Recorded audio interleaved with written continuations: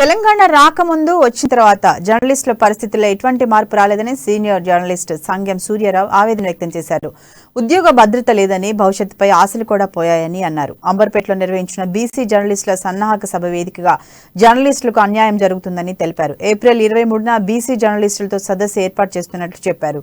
BC జర్నలిస్టుల సమస్యలపై ప్రత్యేకంగా పోరాటం చేస్తామన్నారు. రాష్ట్ర వ్యాప్తంగా బీసీ జర్నలిస్టులందరూ ఏకతాటిపైకి రావాలని పిలుపునిచ్చారు.